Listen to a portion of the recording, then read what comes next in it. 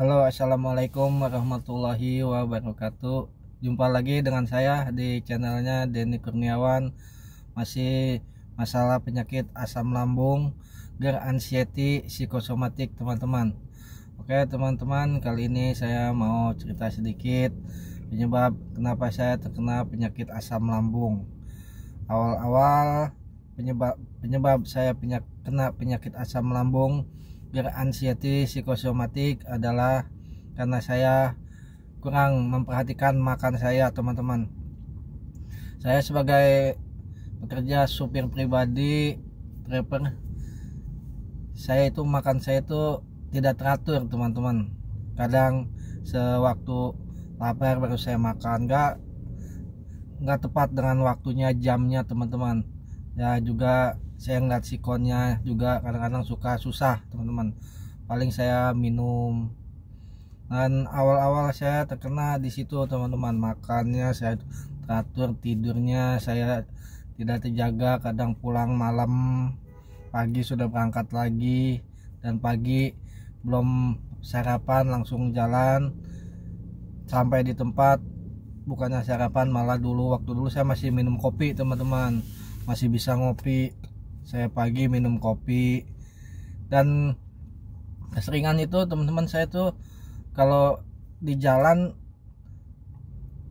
seringnya ngemil itu kacang goreng, teman-teman, ngilangin ngantuk waktu itu, teman. Kalau saya jalan ya perjalanan siang atau jalan yang jauh gitu, saya selalu bawa kacang itu. Sebelum saya kena nasi sama apa itu, saya makan kacang dulu. Nah, di situ lama terasalah sakit di lambung saya, di perut saya sebelah kiri, teman-teman. Itu terasa kembung, terasa mual, dan tidak nafsu makan. Paling kalau saya waktu awal-awal kena kopi, kena cemilan sedikit, itu udah kenyang. Itu perasaan dulu, teman-teman. Dan makannya juga saya paling sehari itu sekali, sehari semalam tuh kadang-kadang 2 kali, teman-teman. Itu juga makanya jamnya nggak pasti. Ada waktu ada tempat makan, saya makan mau jam berapa, apa jam di atas jam 12 atau di bawah jam 12 gitu. Itulah pertama kali saya terkena penyakit asam lambung. Jadi hidup saya itu tidak teratur, teman-teman. Dari makannya, tidurnya, olahraganya, pikirannya waktu itu sangat campur aduk, teman-teman. Soalnya sebagai driver itu mungkin teman-teman yang di mana-mana pasti ngalamin seperti kayak saya, teman-teman. Soalnya berangkat pagi, pulang malam, dan makan seketemunya. Dan paling banyak itu ngopi. Setiap istirahat mana pasti ada tukang kopi, itu ngopi. Kalau driver itu yang saya rasakan kayak gitu. Mungkin kalau yang lain ya beda atau gimana, atau ada yang sama seperti saya, teman-teman.